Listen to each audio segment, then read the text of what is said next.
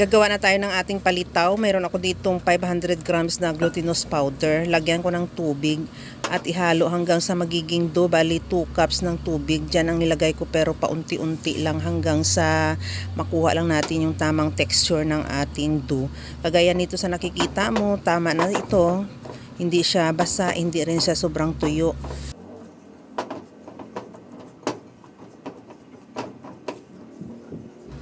Gamitan ko lang ng 1 tablespoon na scooper at bilugin. Pagkatapos ifa-flatten ko yan hanggang sa maging mukha na siyang palitaw. Yan, kagayan lang sa nakikita mo sa video. Ituloy lang natin yan sa paggawa hanggang sa maubos natin yung ating mixture.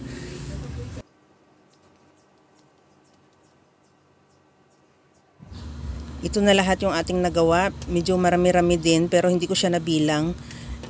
At pagkatapos yan, nagpainit na rin ako ng tubig. Ilagay ko na yung ating palitaw hanggang sa lumutang lang. Pagkalutang yan, ibig sabihin luto na.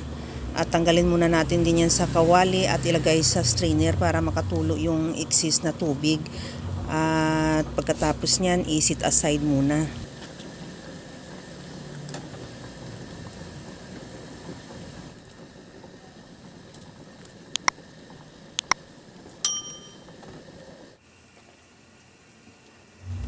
Sa kawali, maglagay na rin ako ng gata at lagyan ko na rin ng condensed milk. Bali, isang lata na rin yan ng condensed milk ang nilagay ko, pero inunti-unti ko lang siya paglagay para hindi mabigla yung tamis. At tansyahin lang natin para hindi naman masyadong matamis yung ating palitaw. At pagkatapos nyan, ilagay ko na yung niluto kong sagu. Niluto ko na siya o head yan para madali na lang din yung paggawa natin. Kagaya niyan, sa nakikita mo lang din, madali lang siya at ihalo lang ng kaunti at tikman ko ulit para tikman natin kung tama na yung tamis niya. Nilagay ko na lahat yung condensed milk na isang lata dahil tamang-tama lang yung isang lata sa ating recipe. At isunod na natin ilagay yung niluto nating palitaw. Kunting halo lang yan dahil luto na rin yan pareho. Luto na yung ating sagu, luto na rin yung palitaw. Kunting halo na lang yan at ready to serve na yung ating napakasarap na ginataang palitaw. Kaya mga kalasa, kung nagustuhan mo yung ating video, please like na lang at pakishare na rin sa inyong mga friends. At kung bago ka pa lang sa aking channel, subscribe na at i-click mo na rin ang bell button para sa mga notification.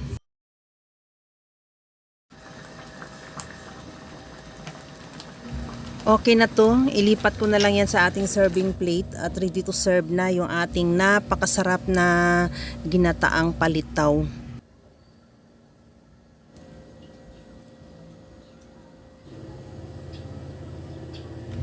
Hanggang sa muli mga kalasa, thank you for watching. Bye-bye!